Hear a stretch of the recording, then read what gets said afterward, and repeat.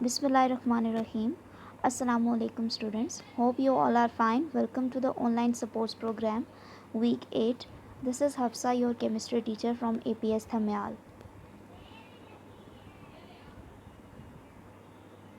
In previous lecture we have already discussed about what are organic compounds and how can we define organic chemistry, chemical diversity and magnitude of organic chemistry, condensed formula, molecular formula and structure formula, and what are differences between these three formulas. Differentiate between saturated and unsaturated compounds, then how we can name alkane, sources and uses of alkane. Topics under study in this lecture are alkane and alkyl halides, classification of organic compounds, functional group containing carbon, hydrogen and halogens. Okay, first we will discuss about alkenes and alkyl halides. हम पहले पढ़ चुके हैं कि alkenes क्या हैं. Carbon और hydrogen से मिलके बने हुए जो कंपाउंड्स होते हैं उनको अल्केन्स कहा जाता है और उनका जनरल फार्मूला होता है CnH2n+2. एंड अब अल्काइल रेडिकल क्या है? अगर हम कोई भी एल्केन लेते हैं और उस एल्केन का एक हाइड्रोजन रिमूव करवा देते हैं और जो रिजल्टिंग स्पीशी हमारे पास बनती है उसको अल्काइल रेडिकल कहा जाता है.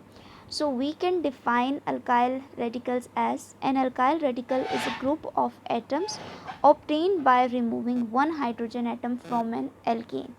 Alkyl radical are represented by the symbol R. अब जो अल्काइल रेडिकल बनता है जिसमें से हमने एक हाइड्रोजन रिमूव करवा लिया है और रिजल्टिंग अल्काइल रेडिकल बन गया है उसको हम रिप्रेजेंट करते हैं R से, कैपिटल R से. अगर हम एग्ज़ाम्पल देखते हैं तो जिस तरह से मीथेन है CH4, हम मीथेन का अगर एक हाइड्रोजन रिमूव करवा देते हैं तो CH3 बन जाएगा. तो हम इसका जो नेम है वो मीथेन से चेंज होके मिथाइल हो जाएगा. सिमिलरली इथेन है CH3CH2, तो जो CH3 है तो जो CH3 है सेकेंड का उसका अगर हम एक हाइड्रोजन रिमूव करवा देते हैं तो वो CH3CH2 बन जाएगा, that is ethyl. Now what is difference between methane and methyl radical? Which one contain a free valency? कि दोनों में डिफरेंस क्या है? मीथेन जो है उसमें कार्बन की वैलेंसी जो है वो कंप्लीट है, मींस कार्बन के साथ 4 हाइड्रोजन ऑलरेडी बॉन्डेड हैं.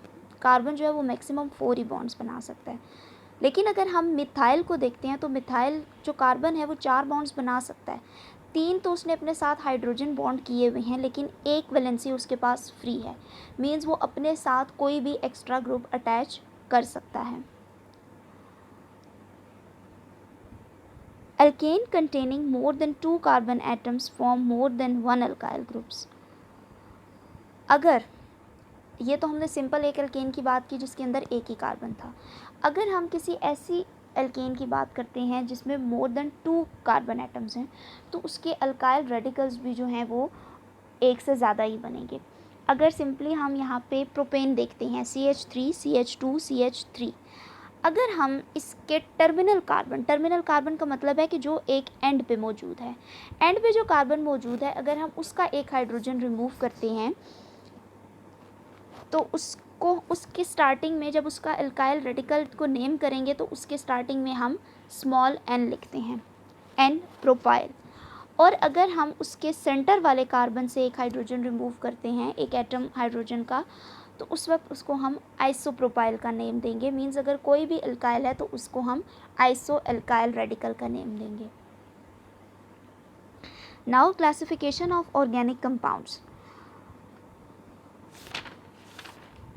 There are millions of organic compounds and it is not possible to study each compounds individually. To make their study easy, they are classified into various groups and subgroups.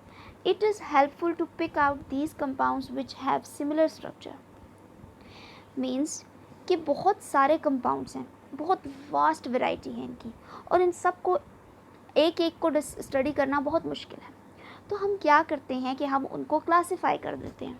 किस तरह से classify कर देते हैं, हम उनको carbon skeleton की base पे क्लासीफाई कर सकते हैं। हम उनको उनकी क्लासिफिकेशन करते हैं और कार्बन स्केलेटन की बेस पे हम उनको दो ग्रुप्स में डिवाइड करते हैं, open chain compounds and close chain compounds. जो ओपन चेन कंपाउंड्स हैं उनको हम एसाइक्लिक भी कहते हैं। एसाइक्लिक का मतलब है कि जो साइक्लिक नहीं है, एसाइक्लिक। एंड क्लोज चेन और साइक्लिक कंपाउंड का मतलब है कि जो साइक्लिक हैं, साइकिल की फॉर्म में है, या यू कैन से कि क्लोज्ड है, जिनकी चेन क्लोज्ड है। Okay, open chain are acyclic compound. Open chain compounds contain an open chain of carbon atom.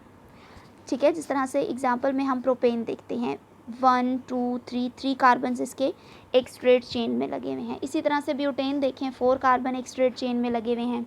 Then आप आइसोब्यूटेन देखें, इसके अंदर एक स्ट्रेट चेन है और साथ में एक ब्रांच भी इसकी मौजूद है CH3 जो ऊपर है, लेकिन इसके बावजूद ये एक साइक्लिक कंपाउंड नहीं है, ये ओपन चेन है। सिमिलरली आइसोपेंटेन को देख सकते हैं।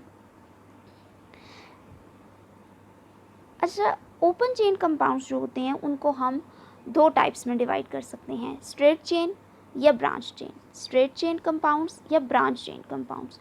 स्ट्रेट चेन का मतलब है कि सिंपली जिस तरह से ये प्रोपेन देख सकते हैं, हम ब्यूटेन देख सकते हैं, ये स्ट्रेट चेन है, 1 2 3 4 एक सीक्वेंस में लगे हुए हैं कार्बन। अगर हम ब्रांच चेन की बात करते हैं तो ब्रांच चेन कंपाउंड्स जो होते हैं उसमें एक स्ट्रेट चेन होती है और उस स्ट्रेट चेन के साथ आगे फर्दर ब्रांचेस मौजूद हो सकती हैं। जिस तरह से आप आइसोपेंटेन में देख सकते हैं कि एक स्ट्रेट चेन है। अब इस स्ट्रेट चेन को आप इस तरह से भी कंसीडर कर सकते हैं और इस तरह से भी कंसीडर कर सकते हैं। सिमिलरली आइसोब्यूटेन को भी देखें, एक स्ट्रेट चेन है और उसके साथ यहाँ पे सेकंड नंबर वाला जो कार्बन है उसके साथ CH3 लगा हुआ है, उसको हम कहते हैं कि एक एक्स्ट्रा ब्रांच लगी हुई है। सो ये डिफरेंस हो गया स्ट्रेट चेन और ब्रांच चेन में। ठीक है, सिमिलरली यहाँ पे नियोपेंटेन देख सकते हैं हम, यहाँ पे आइसोब्यूटेन है, ये दोनों ब्रांच चेन है और ये जो ब्यूटेन है that is straight chain. Open chain compounds are also called alicyclic compounds. ठीक है, इनको हम एसाइक्लिक कंपाउंड्स भी कहते हैं। Now next is close chain or cyclic compounds. Organic compounds which contain rings of atoms are called close chain or cyclic compounds. Means कि जितने भी नंबर ऑफ कार्बन हैं, 2 हैं, 3 हैं, 4 हैं, 5 हैं, जितने भी हैं, लेकिन वो एक क्लोज्ड रिंग की फॉर्म में है, एक रिंग की फॉर्म में। अब वो रिंग किसी भी शेप का हो सकता है depending upon the number of carbon atoms. ठीक है, जिस तरह यहाँ पे देखें 1 2 3 3 कार्बन है, सो दिस इज साइक्लोप्रोपेन। यहाँ पे 1 2 3 4 कार्बन हैं, दिस इज साइक्लोब्यूटेन। यहाँ पे 6 कार्बन है, दिस इज साइक्लोहेक्सेन। अगर नेक्स्ट वाला देखें तो इसमें भी कार्बन 6 ही हैं, बट इसको हम बेंजीन का नेम देते हैं। बेंजीन का नेम देने की इसकी क्या रीज़न है कि ये इसका कॉमन नेम है और इसकी स्पेसिफिक करेक्टरिस्टिक्स या प्रॉपर्टीज़ की वजह से इसको बेंजीन का नेम दिया गया है और इसको इस तरह से भी शो किया जाता है, यानी आप इसको इस स्ट्रक्चर से भी शो कर सकते हैं। अब डिफरेंस क्या है कि इसमें सारे सिंगल बॉन्ड्स हैं, लेकिन अगर आप बेंजीन में देखते हैं तो alternative single and double bonds हैं, यानी एक डबल बॉन्ड है, देन सिंगल बॉन्ड है, then double, then single, double and single bond. So इसको हम इस तरह से साइक्लोहेक्सेन की शेप बना के और इसके दरमियान में एक राउंड सर्कल से भी शो कर सकते हैं। नाउ ये जितने भी हमने कंपाउंड्स पढ़े, इनमें हम देख सकते हैं कि जो रिंग है that is consist of only on carbon atoms, means carbon and hydrogen, यानी सिमिलर एटम्स हैं, सारे कार्बन्स हैं और कार्बन के साथ हाइड्रोजन अटैच्ड हैं। सो इनको हम कहेंगे होमोसाइक्लिक कंपाउंड्स। अगर ऐसा है कि कार्बन और हाइड्रोजन के अलावा एक या एक से ज़्यादा डिफरेंट एटम्स लगे हुए हों, जिस तरह sulphur, oxygen, nitrogen, phosphorus, ring है और रिंग के अंदर कार्बन और हाइड्रोजन के अलावा कोई भी नाइट्रोजन हो गया, ऑक्सीजन हो गया, कोई भी डिफरेंट एटम अटैच्ड है, तो उसको हम हेट्रोसाइक्लिक कंपाउंड्स कहते हैं। क्या कहते हैं? Heterocyclic compounds. So you can say यहाँ पे बेंजीन जैसा स्ट्रक्चर है और उसके यहाँ पे एक पोजीशन पे नाइट्रोजन अटैच्ड है, दिस इज़ कॉल्ड पिरिडीन। इसी तरह से यहाँ पे इसमें 4 कार्बन है और जो 5th वाला मेंबर है दैट इज़ ऑक्सीजन, इसको हम फ्यूरॉन कहते हैं। यहाँ पे भी एक 5 मेंबर रिंग है और इसमें 4 कार्बन एटम्स हैं और जो ये वाला है जो 5th वन है दैट इज़ सल्फ़र। अच्छा, यहाँ पे आप एक चीज़ और देख सकते हैं कि हम लोग क्या करते हैं कि कार्बन और हाइड्रोजन को हम खाली रिंग भी बना देते हैं, कार्बन और हाइड्रोजन को शो नहीं करते।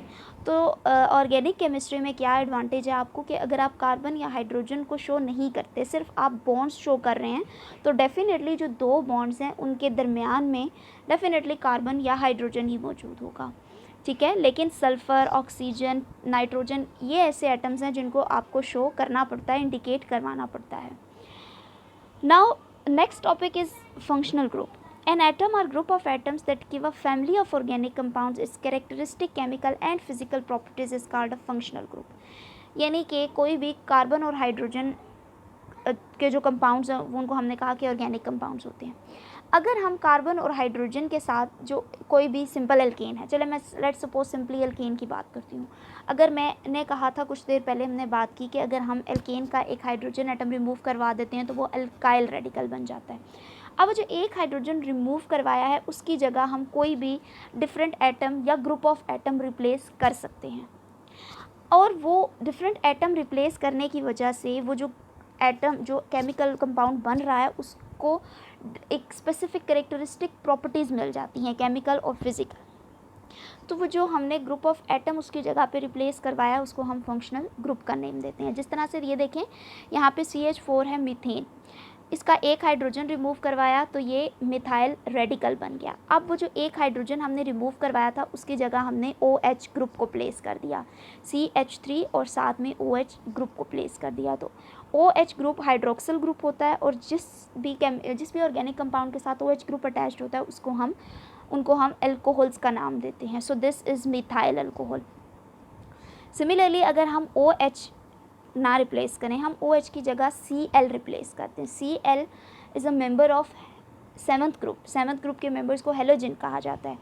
तो ये एक हेलाइड हमने इसकी जगह पे, तो ये एक अलग फैमिली बन जाती है ऑर्गेनिक कंपाउंड्स की। इस फैमिली को हम हेलो एल्केन्स कहते हैं, और जिस तरह से हमने इसका नाम मिथाइल क्लोराइड रख दिया, या आप इसको अल्काइल हेलाइड भी कह सकते हैं। अल्काइल हेलाइड इसका कॉमन नेम है और जनरल नेम है, यानी अगर पूरी क्लास की आप बात करें, यानी पूरी क्लास का, जिस तरह आपकी क्लास का नेम 10th C या 10th D है, तो इस तरह से इस फैमिली का या इस क्लास का नेम अल्काइल हेलाइड है। तो उसके अंदर एक जो स्टूडेंट है उसका नेम मिथाइल क्लोराइड है। The study of organic chemistry is organised around functional groups, ठीक है। यानी आप बेसिकली सिंपल वर्ड्स में ये कह सकते हैं कि जितनी भी ऑर्गेनिक स्टडी है वो सारी इसके अराउंड रिवॉल्व करती है। फंक्शनल ग्रुप की बेस्ड पे हम ऑर्गेनिक कंपाउंड्स को स्टडी करते हैं। यानी ये अल्कोहल्स की फैमिली है, ये अमीन्स की फैमिली है, ये कार्बोक्सिलिक ग्रुप्स की है, ये हेलाइड्स फैमिली है, ठीक है। तो हम उनकी प्रॉपर्टीज़ को, उनके रिएक्शंस को, उनकी प्रिपरेशंस को उनकी फैमिलीज़ के बेसिंग पे, उनके जो फंक्शनल ग्रुप है उनकी बेसिस पे स्टडी करते हैं। Each functional group defines a family of organic compounds. Although there are millions of organic compounds, there are only a handful of, यानी मिलियंस ऑफ ऑर्गेनिक कंपाउंड्स हैं, लेकिन जब हमने डिफरेंट फंक्शनल ग्रुप की basis पे उनको क्लासीफाई कर दिया, उनको हर फैमिली के अंडर ले आए, तो इस तरह से उनको स्टडी करना आसान हो गया। यानी लेट सपोज मैं कहती हूँ कि टोटल 10 फंक्शनल ग्रुप हैं, तो इसका मतलब है कि अब हम 10 फैमिलीज़ को स्टडी करेंगे, वो हमारे लिए ईजी है, या मिलियन कंपाउंड्स को 1 by 1 स्टडी करना ईजी है। So functional groups make the study of millions of organic compounds easier. Now some common functional groups. सबसे पहले हम एल्केन्स को पढ़ चुके हैं। एल्केन्स का कोई फंक्शनल ग्रुप नहीं होता। Alkanes are simply composed of carbon and hydrogen.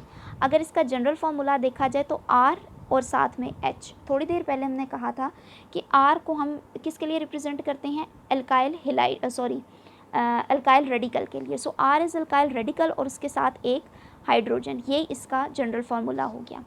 Now second is alkene.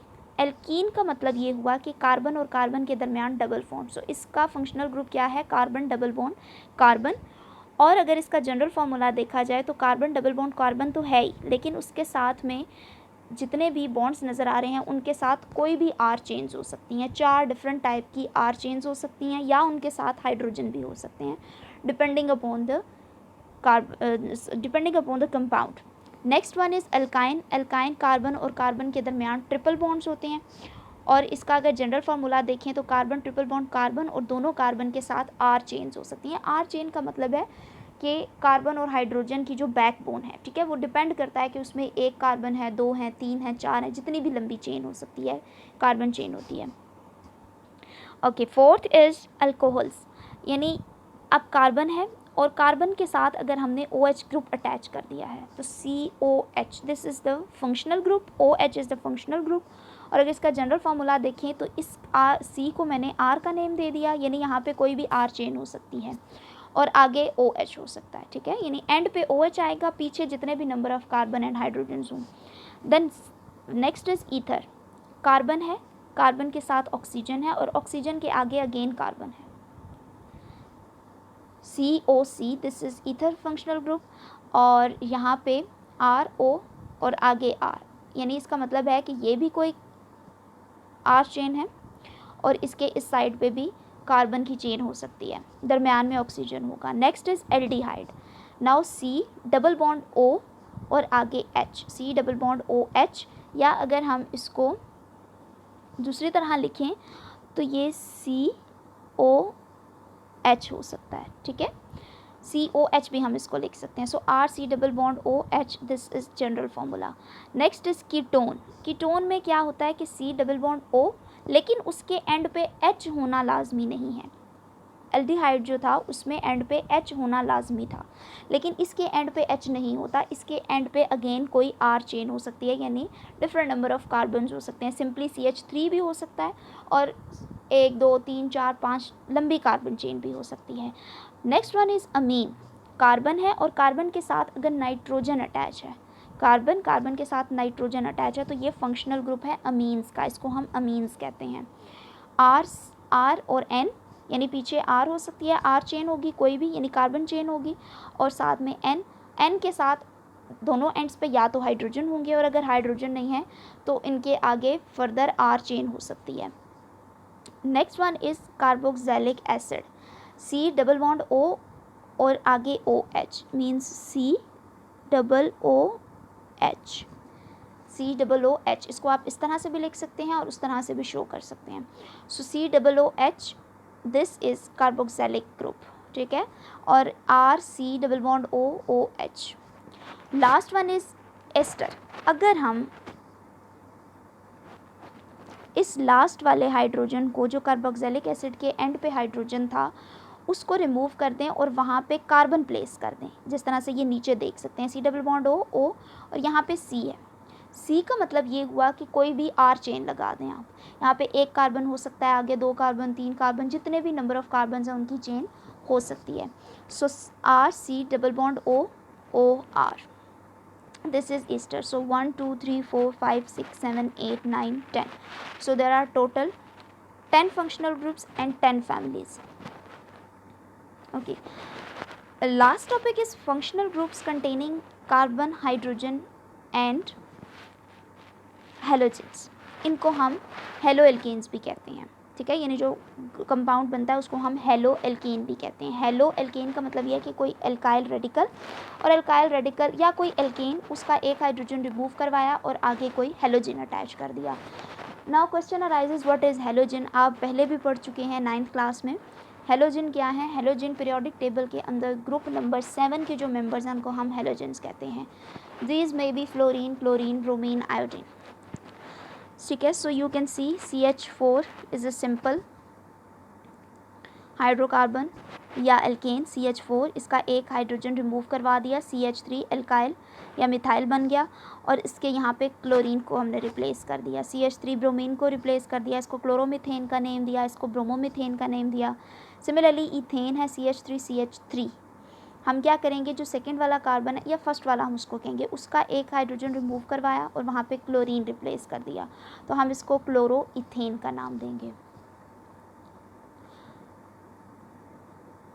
Okay, this is all from my side, and your written work is self assessment 11.5, 11.6 exercise question number 2, that is short question answers, question number 6, 8, 9, 10 and 11, and this is your home task, this is your home assignment, ये आपने खुद solve करना है। Thank you.